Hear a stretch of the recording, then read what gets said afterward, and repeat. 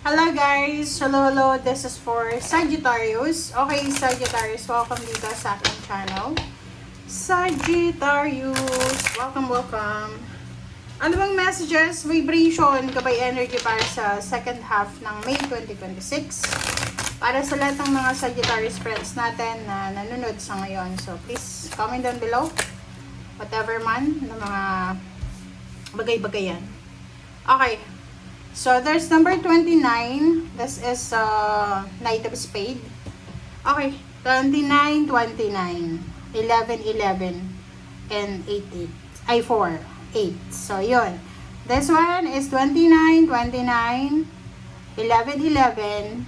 8. So, sinasabi ng bara sa'yo dito, Sagittarius, na are you male? 'Di ba? Kasi if ever na lalaki ka, lalaking Sagittarius, ihanda mo yung sarili mo, prepare yourself, kasi nakikita ko na pagkakaguluhan ka ng mga babae. Kung single ka, wala namang problema dito, kasi wala ka naman na commitment, whatever man, so wala ka naman na problema, wala ka naman na kompromiso. But if you're married, may relationship, may ka-live-in, nako, bawas-bawasan natin guys yung pakikisalamuha sa mga babae. Hindi sa kasi possible ka dito na mapikot ka. Okay? Like, halimbawa may asawa ka na, may anak ka na, maraming babae, hindi lang yung isa, maraming babae yung nagkakagusto sa'yo. Kahit may asawa na sila, nagkakagusto pa rin sila sa'yo. Hindi ko alam kung anong meron ka. So, this one, sinasabi ng bara sa'yo na possible, Sagittarius, na there's a celebration na mangyayari sa pamilya mo, or pwedeng you're invited sa isang celebration. Yun na nga, kung lalaki ka, mag-iingat ka, kasi, or kahit babae naman, babae or lalaki, kung imbitado ka, it's either sa hotel, sa bahay, or kung saan man na lugar na hindi mo kabisado, pwedeng magdala ka ng companion or chaperone, kasi ang nakikita ko sa'yo dito na may mga plano laban sa'yo. May gustong pikutin ka, may gustong lokohin ka, may gustong i-prank ka. So, you need to be careful. Okay? Another here is nakikita ko sa'yo dito, there's a water sign, there's an air sign, babae sila. So, water sign, Pisces, Scorpion, Cancer. And another is air signs, Gemini, Libra, and Aquarius. Nakikita ko na may ino-offer sila sa'yo. It's either ino-offeran kanila ng love, support, or pwedeng ino-offeran kanila ng pera, ng communication, or connection. Hindi communication connection. So, ino-offeran kanila ng connection. Gusto nilang tulungan ka. So, nakikita ko sa'yo dito na masyado kang confused kung ano ba ang gagawin mo. Alright. Okay, so let's check the other deck.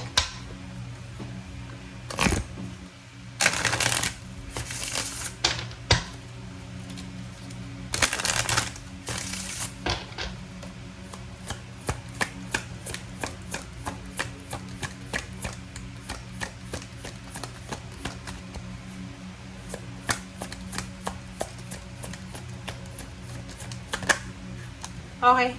Winter solstice reflection. December. Nakikita ko sa'yo dito na isang importanteng events. Events kasi marami sila. Okay? Na posibleng dadaluhan mo ngayong December of 2026. Okay. So, please comment down below. May mga birthday celebration ba sa December?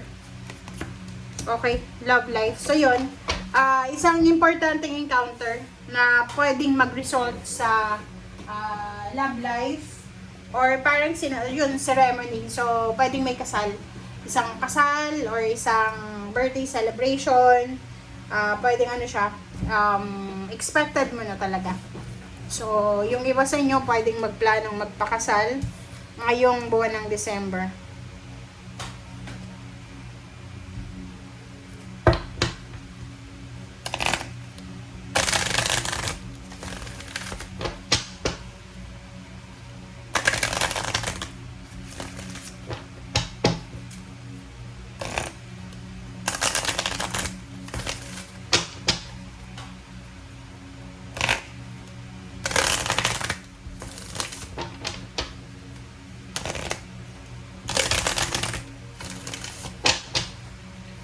Okay, Sagittarius, what's the message? Oh, ang tigas ang baraha mo. Parang ayaw lumabas. Oh. Friendship, journey, inspiration. Wow, talagang mayroon dito. Alam you guys, talagang atong journey, tsaka friendship, inspiration, related din siya dito, resonated din siya, di ba? Kasi parang sinasabi dito na, yun na nga, there's a celebration, incoming celebration, na kailangan mong paghandaan. It's either this is an international or local travel, kailangan mong paghandaan siya, Sagittarius. Sinasabi ng baraha, puro preparation to, na sinasabi sa'yo, you need to prepare yourself. Dito naman, prepare yourself, kasi parang sinasabi ng baraha sa'yo na inspiration, motivation, pwedeng bisitahin ka ng inspiration. So, pwedeng may pumasok sa buhay mo na pwedeng magdala sa'yo ng inspiration and motivation. And at the same time, there's an unexpected na journey na posibleng mangyari sa'yo. Okay? Sinasabi din ng baraha sa'yo dito na there's an unexpected encounter na pwedeng mauwi sa love life, sa friendship, sa collaboration or partnership. Kasi 'di ba, hindi naman natin hawak yung buhay natin eh. So, may mga bagay-bagay talaga na nakatadhana. So, dito sinasabi na may mga encounter ka this year na posibleng hindi ka makakapaniwala niyan. Okay?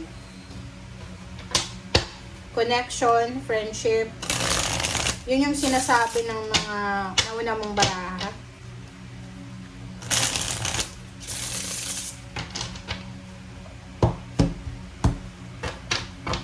Alright, Sag. First card dito is Nine of Cups. Oh, diba?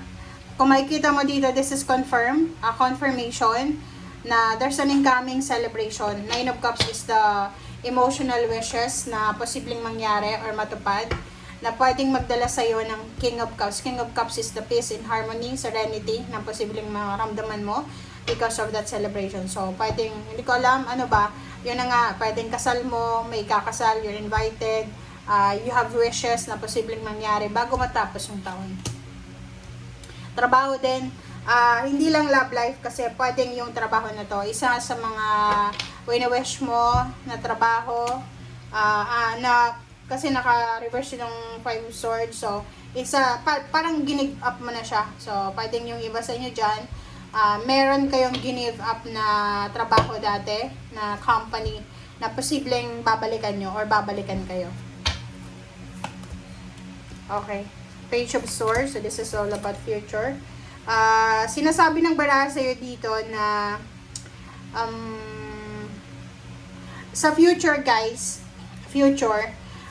if ever lang na masyado kang nakafocus ngayon sa love life, sorry pero ang nakikita natin dito na sinasabi ng baraha mo na huwag kang masyadong nakafocus sa love life mo, okay? Kailangan mo mag-focus sa pinagkakakitaan mo. Okay? Okay, so there's a message here coming. So, isang water sign, Pisces, Scorpio, and Cancer ang posibleng meron siyang kikwento sa'yo.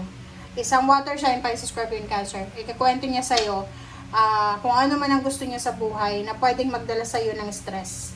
Reverse na, Seven of Cups. So, nakikita ko sa'yo dito na wala kang choice dito. Sa balitang yan, sinasabi ng baraha sa'yo na wala kang choice kundi balikan yung nakaraan. So, parang ganon. So, nakikita ko sa'yo dito na medyo mako-confuse ka by the end of May. Okay, Five of Pentacles, pera, problema sa pera, reverse the Two of Swords. So, sinasabi ng baraha sa'yo na wala kang ibang solusyon kundi sundin itong water sign, Pisces, and Scorpio na yan, Cancer. So, sinasabi ng baraha sa'yo dito na kailangan mong magpasensya, maghintay bago ka gumawa ng desisyon. Kasi, okay, sabihin na natin guys, ang baraha mo sa ngayon, sinasabi na sa 2 linggo na to, posibleng yung water sign, Pisces, Scorpio, and Cancer, na hindi ko alam kung sino siya, connected sa'yo, meron siyang ibabalita sa'yo. Ibabalita siya sa'yo na pwedeng nawalan siya ng trabaho, or pwedeng gusto niyang, basta mayroon siyang kwento sa'yo na pwedeng magdadala sa'yo ng pag-alala, na pwedeng bumalik yung dati, na like, halimbawa dati, wala kang trabaho, wala siyang trabaho, parang gano'n. Nakikita ko sa'yo dito na kung ano man ang desisyon na gagawin mo, magdahan-dahan ka. Okay? Huwag kang masyadong mabilis magdesisyon na, kasi pwede kang pwedeng masira yung diskarte mo dyan. If ever na may mga pinagdadaanan kayong confusion sa ngayon, palipasin nyo muna yung Mayo, okay? Magsimula kayo ng June. Pero alam nyo guys, may retrograde tayo, marami. So, sinasabi ng mga astrologer na, 'di ba, kailangan natin magdesisyon, which is late na siya, sa October pa. Okay? Kasi sa October, after October, October 8 or 10, medyo magiging smooth yung takbo ng buhay ng mga tao. Pero patapos na yung taon yan. Okay? Thank you guys. Bye!